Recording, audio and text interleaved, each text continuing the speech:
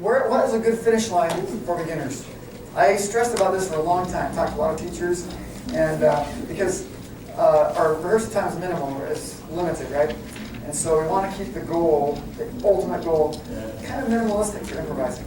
So what's the most essential basic chord progression in jazz, or even in all popular music? The Beatles use it a lot. It is the blues progression. And Beatles and Elvis, some of the top artists in the history of music, use a lot of songs with blues progression. It's not just learning the three scales. I also want them to be able to improvise over the blues progression using the three scales, which is a whole other level of difficulty.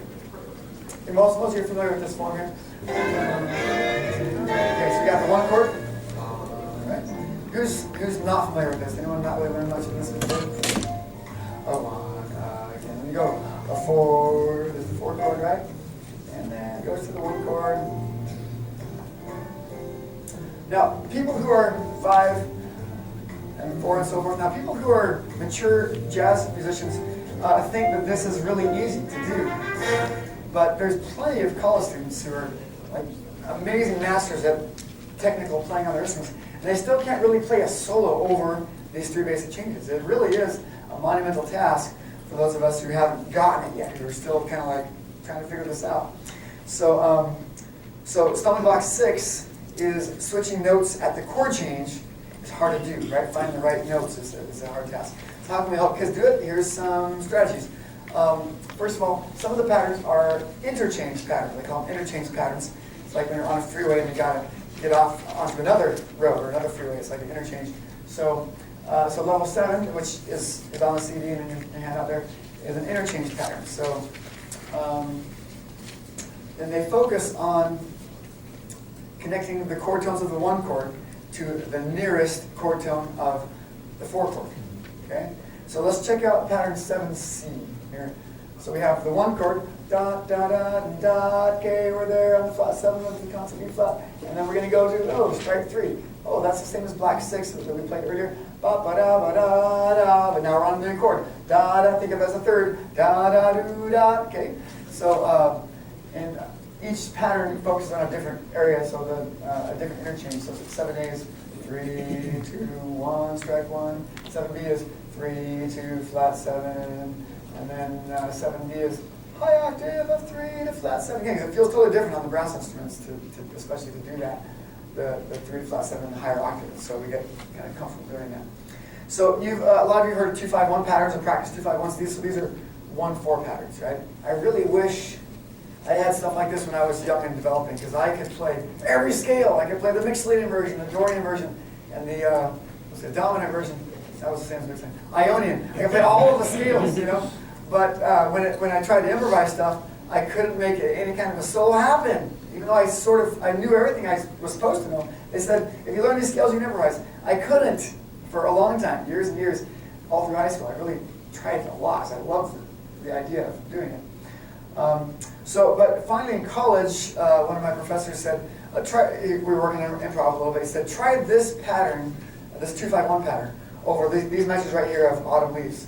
So I did, and all of a sudden, I had like somewhere I could start, and then I could deviate from that and apply that to other situations like that.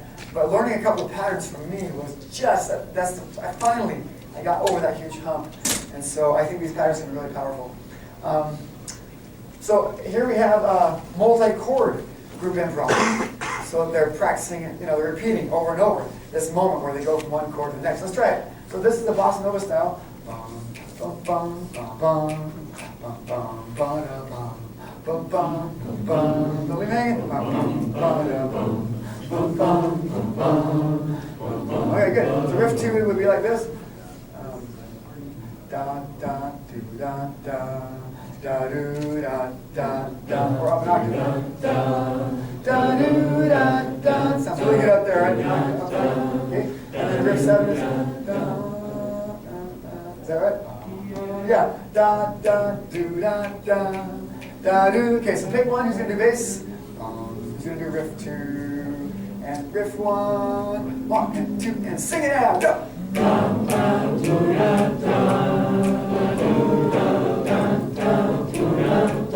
Yeah, nice. Now switch to a different part. Can you switch to another one? On your instruments, give me this on your instruments. Okay, nice. So let's now allow you again to change the rhythm and to add passing tones. Okay, so the bass line might go you know, whatever, right? So go for it. 1 and 2 and pick apart. And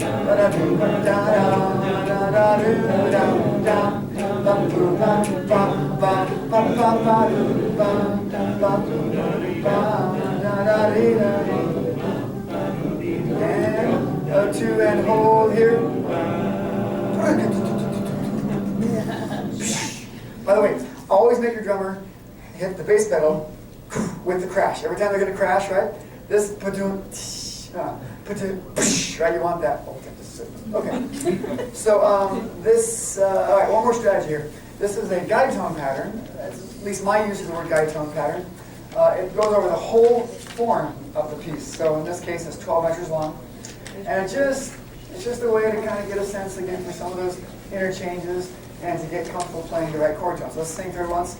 I'm going to go with the blues here.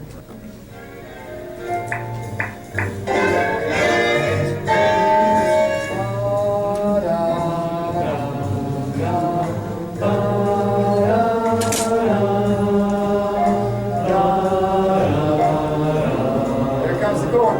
Oh man, you get to do that. That's really right. That's nice.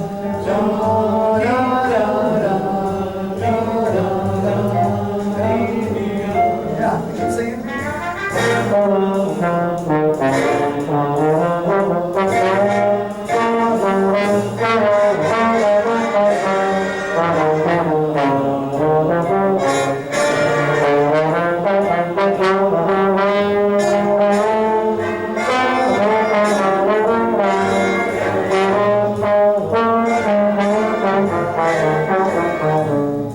So you don't have to deviate far from this to play a really nice solo.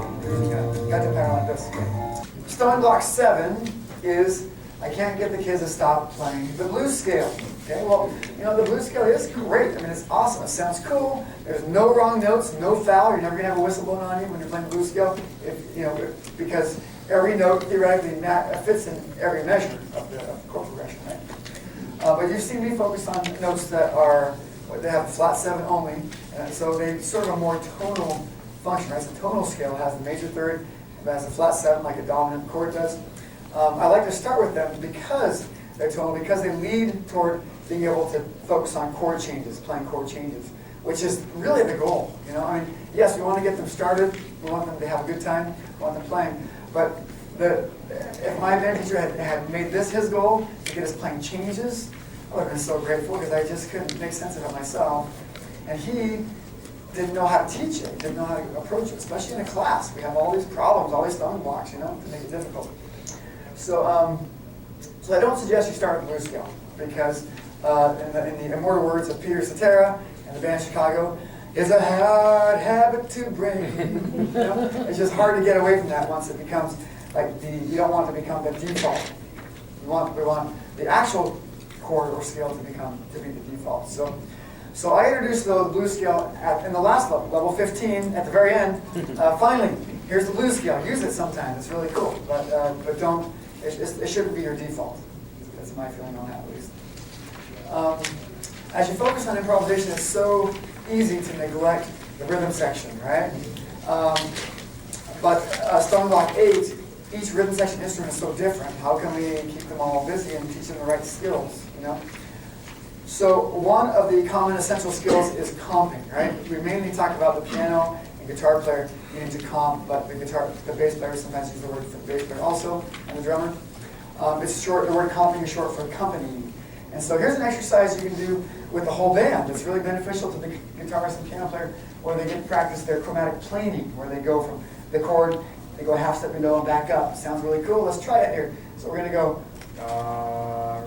We need some roots, we need some fifths, some flat 7s, some 3 up there would be nice. Okay, give me a dot, 2, just 1. Nice. Okay, so we're going to go dot, dot, da, da, da, da. 1, 2, here we go.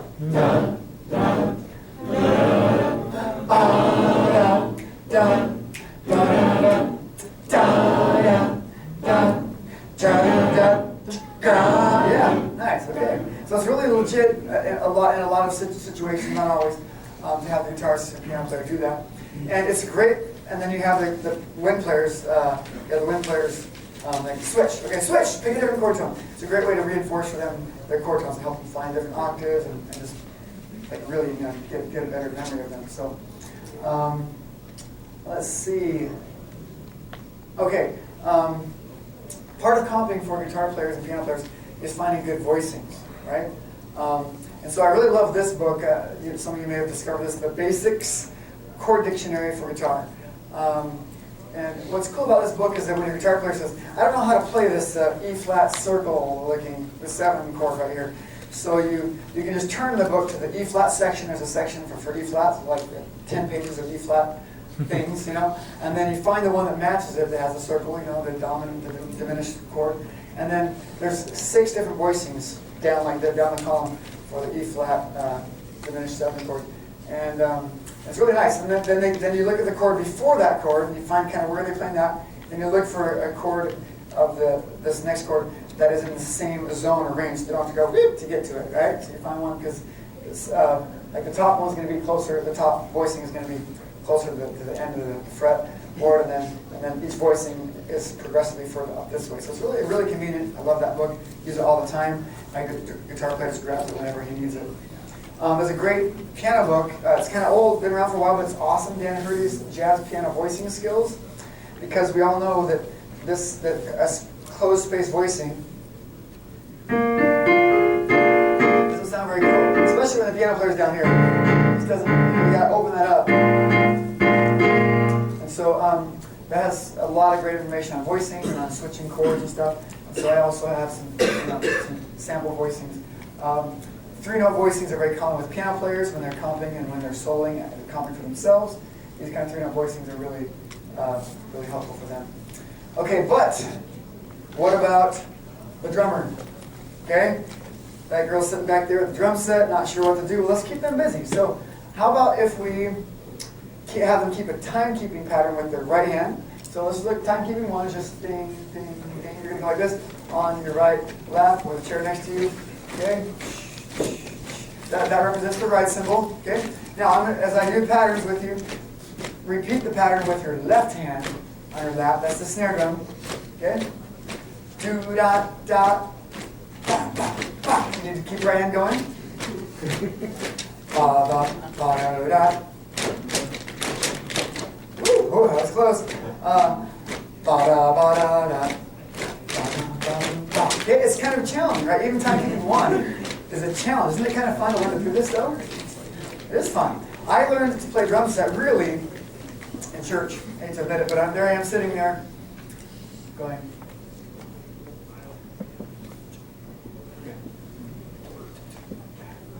Left foot. Make sure no one's watching me, yeah. But the smallest muscle movements teach your brain what to do. And then it's the same thing when you sit at the drum set. It's the same, your brain knows what to do. So if you can just teach your left hand, right hand, left foot, right foot, but your kids can do it in English class and math class, they can sit there and work on the drum set skills. Okay, now, you can also add the right foot. Left hand, right foot alternations are cool. Ga, ga, boom, bum, boom, ga. Right? That's a really cool sound. So they can do the, if you want a more advanced level, then they can repeat the patterns with left hand, right foot instead of just doing left hand only. Okay? So can anyone do timekeeping 4? Have any drummers here? Think they can do timekeeping 4 pretty easy? Let's try it. Let's all give it a try. So it's ding, ding, ding, left foot. Let's play the hi-hat, right? Okay? There we go. Da, da, do, da, da, da. Oh, I played the next one up there. Da, do, da. Oh, I got that one. How'd you do? Okay, this can be a really fun thing to do in the next session you go to. Okay, so Stumbling Block 9. We have this relentless concert schedule. And at every concert, we're expected to play 3 or 4 new charts. We have this constant schedule to keep. So we don't have much time. But if improvisation is, if we believe in it, if it's a priority for us, how can we fit it in the schedule? Well, this is what I do. I hit it big at the beginning of the year. It's almost all we do for the first couple of weeks. I pass out a chart and then another chart a few weeks later. but we really just focus a lot on improv early in the year. And no one will be too miffed if in the first concert the jazz band just plays 1 or 2 songs. It's okay, you know. And then the holiday concert, they can also have a minimal role there.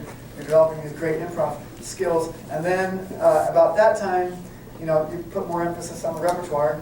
And then when you learn your festival pieces, you're going to have some killer soloists on those if you've been working on that all year.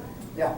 If your end goal is to, for example, the 3 scales, the blues progression, then a lot of the charts you hand out have a lot more involved chord progression. Do you have the kids play written solos and those type of things, or hopefully some of your upperclassmen have developed some independently developed some skills? Yes, I had a college student come confess to me once that when he was in junior high, he got a soloist award for outstanding soloist at a festival, and he went to the judge afterward and said, "I feel guilty because I figured out a solo ahead. I kind of stole some ideas from someone, and I kind of made a written solo for myself." And the judge said, "Keep it up, man! Great job! That's awesome, right? There's no shame in doing that when you need to. If the progression's too difficult or whatever, you can transcribe some stuff or have your teacher help you. You can help the kids figure out a solo. I'm doing that with one of my songs this year because it's just too fast, and so I've helped come up with some written solos, and I tell them, learn this. And then make it your own a little bit, you know, do some of the things that make it unique to you. But it is one of the stepping stones to learn to improvise. So no shame in doing that sometimes, as long as that's not all we do, right? You want to get them, they know the soloing is the ultimate goal, being able to do it from their heart and from their head. So, and I'm going to address some of that a little later too. Let's see. Okay, stumbling block 10. I'm the teacher and I can't improvise. I can't do it for the kids. So you do need to model it. It's going to be hard for you to sell it to your kids if you don't do it all yourself. So what I did with ImprovPathways is the teacher manual has all of the patterns written out like this, so that you can sit up there with your book and you can lead the call and response. There is a recording that you can use also, and you can sit with the kids and play with them, or you can be the one leading it if you prefer, because it's important to model that. And sometimes you should take a solo in rehearsal or take a solo even in a concert. You should do it sometimes to show your kids that you love doing this also. Hopefully you love it, or you can learn to love it if you work on it during the year. Okay? Now, transcribing is another stumbling block, and all the jazz gurus say you must transcribe. You've got to listen to great people and learn to play their solos.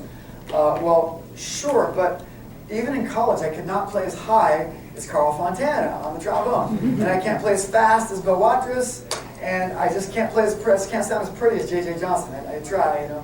He goes high too, so I just didn't have the high chop. So it just never worked for me. So what we need to do is find or create solos for them that are in the right technical range for them, so they really can transcribe. So ImprovPathways has 6 genuine improvised solos from great high school players. The kids in the Crescent Super Band, again, the president-elect of the new president of GEN, the Jazz Education Network. He's a good friend of mine, Caleb Chapman. He lives in Utah, kind of near me. I work with some of his bands, and he's a great influence there in the state. But his super band, which is getting some fame around the country, they recorded all the stuff for us, including the solos. So 6 solos in every instrument that the kids can transcribe that are not too hard. Okay, just right. And then I also have some transcribing exercises like this with an answer key in the back that you can work with on kids. So here's this one. You see what that looks like. And again, when you're transcribing, writing in numbers is so nice. You don't have to figure out how long the note is or where it is in the note.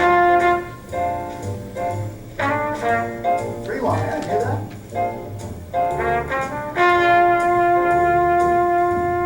Maybe a whole note is okay once in a while.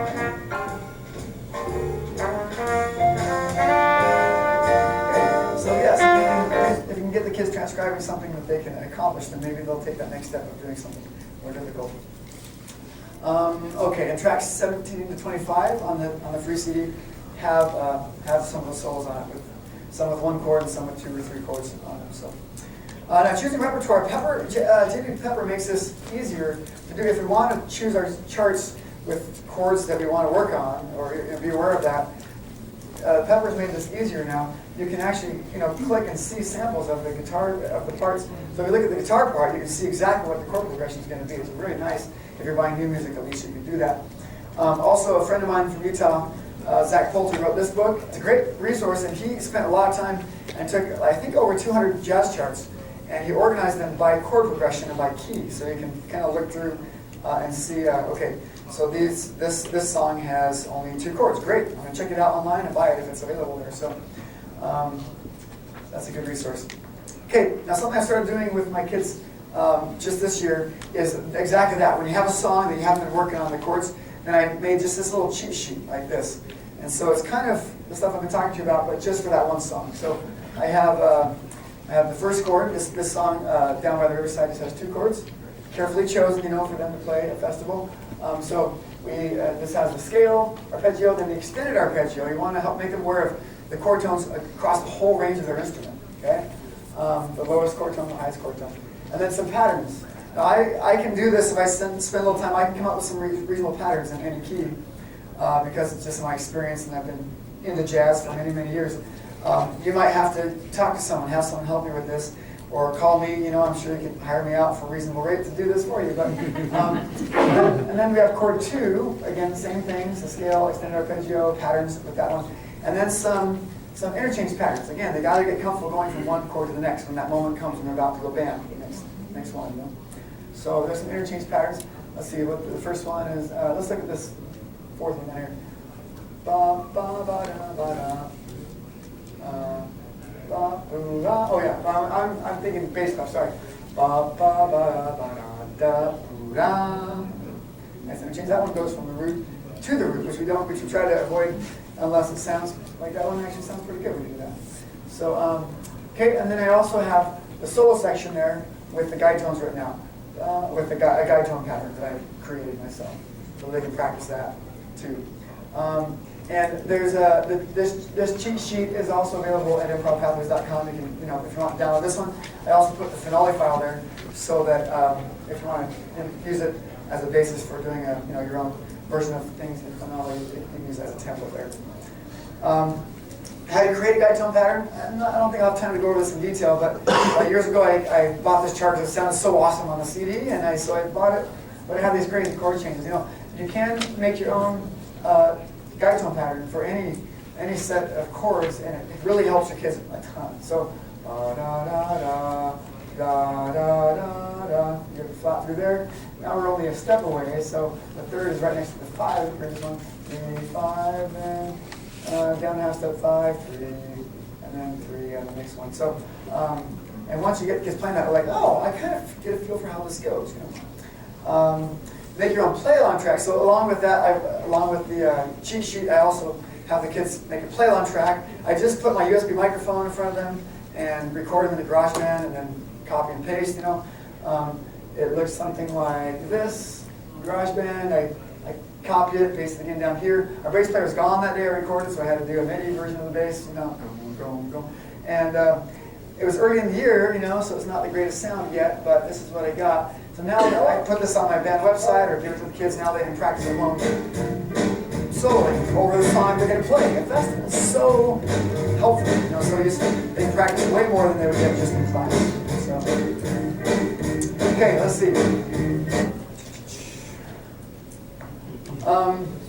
In ImprovPathways, I have six head charts in there that progressively go through the chords, right? And there's play-along tracks for each of them. One thing I love about the play-along tracks that I created was they feature a full big band in the background. So you might have heard some of that earlier, but you hear the backgrounds like backing you up, and it builds the excitement. It really gives you the feeling it's like way more fun to solo with than just the basic rhythm section. I love that about those play-along tracks. My method is organized into 18 lessons. So 18 of them, each lesson takes 30 to 45 minutes to do, and each one takes you down 3 or 4 of these different pathways. You got your vocabulary, patterns, improvising pathways shows you different ways to build a solo, expression, how to make your instruments sound more soulful, more expressive. The group improv we've seen, transcribing we've seen, comping we've seen one of those, and a little bit of history, and then the performing pathways, playing the charts. I also have big band arrangements of all those head charts, full big band arrangement with the shot chorus and festival-worthy pieces available also for those. So your free CD is available here at ImprovPathways.com. Click on the free thing there, and There's a free PDF tab and a free audio tab. They have, again, the handout and the audio and all that stuff is available there. You download the zip file, and it puts all of your tracks into one folder on your computer, so you can have them all right there. I think I'm going to have extra handouts. I'd love to not fly these back with me. I have free flashcard sets for bassoon and trombone. So I'm going to take one of these and look at stuff up here for a minute after the session. Let's see. I have a PDF set for the classroom. Teacher's manual, all the different books for each instrument, and all of the audio tracks PDF set. You can make copies of it forever and ever. I think it's $85 online. Try to make stuff that is useful and available and not too pricey, like just in the right price range, so we can afford to do this with our kids.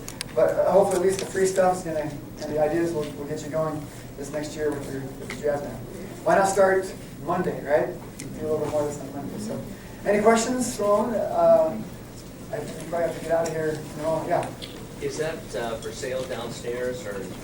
I didn't get a booth, but it's all available online. You can use credit cards online and PayPal, or just with my online store there. So thank you for asking about that. All right, great visiting with you. Thank you so much for having me here. And come see me up here and check out Nangina's if you like. And